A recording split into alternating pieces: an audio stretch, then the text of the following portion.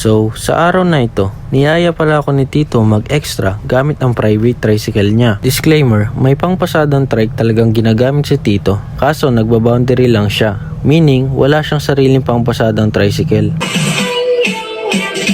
Dunkin' Donut, talagang masarap. Di ko pa nakakagat, ako ay napaparap. Pag ito kinain mo, talagang quality. Pag ika'y malungkot, ika'y magiging happy.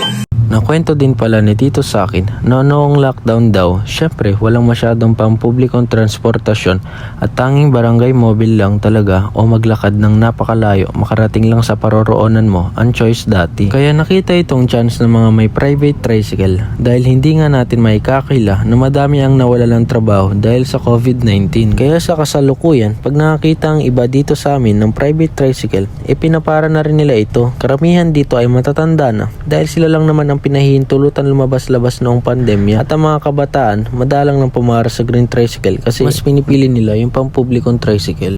Ayan na.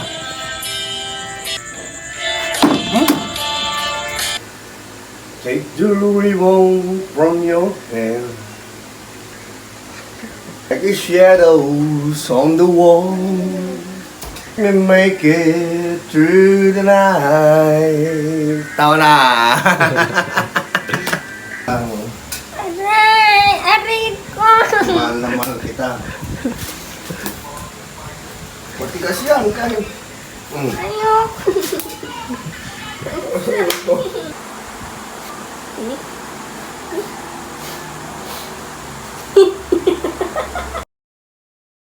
Kagabi nga pala, sinamahan ko si Tito umextra sa pasada gamit ang kanyang private tricycle. Ngayong umaga naman ay pupunta kami sa CSI para mag-concert at mamayang hapon nga pala ay pupunta kami ng Love of My Life sa dagat kasama ang friends niya para makapag-banding bago kami umalis papuntang Palawan. Nag-antay nga kami ng matagal dito guys dahil mahaba-haba pa ang mga kinakanta ng mga naunang singer sa amin. Mag-iisang oras na nga kami dito bago kami pinapasok eh.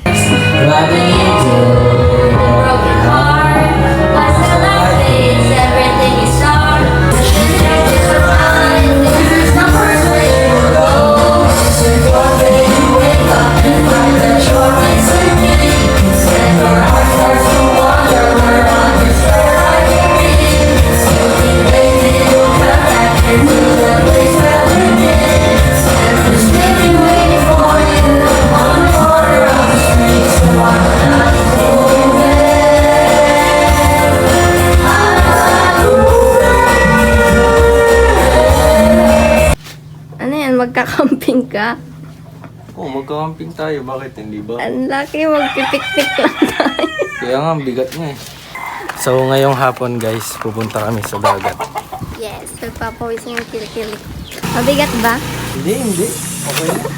Makukuba na ata ako dito. Kaya na yan. Moral support. Go lang. Nagpayong ka.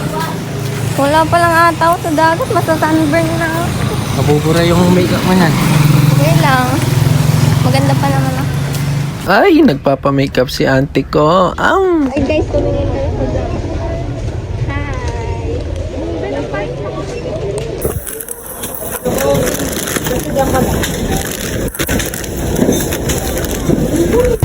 Hey guys, nakasakay na kami. May mancha pa yung damit ko.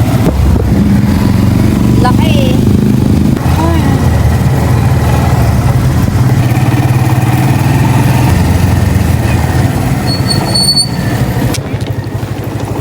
Karating na din. Yes, we're here. So guys, baka ito muna ang last post ko dito sa aking YouTube channel dahil marami na rin akong bagay na dapat asikasuhin gaya ng pag-aaral ko at yung magiging buhay ko sa Palawan. Nasabi ko na to sa mga previous videos ko na magpapalawan ako and hindi rin magiging madali para sa akin yon dahil wala ako ni isang kilala o kaibigan na mapagsasabihan ng mga problema. Baka sa Facebook page na ako madalas mag-post guys dahil di ko na kayang gumawa ng mahabang video dahil nga sa wala na akong free time masyado sa pag-edit pag nandun na kami sa Palawan nakatira. Sa mga hindi pa nakakaalam ng pangalan ko sa Facebook, meron akong Facebook page guys. Same din sa name ko dito sa aking YouTube channel, pati na rin sa TikTok at IG. So yun guys, dito ko natatapusin itong video na to. See you soon on my next video everyone. Peace out.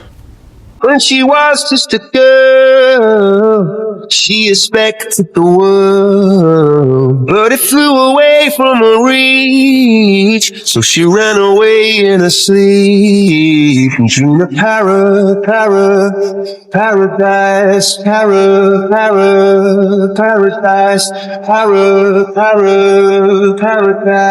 Every time she closed her eyes.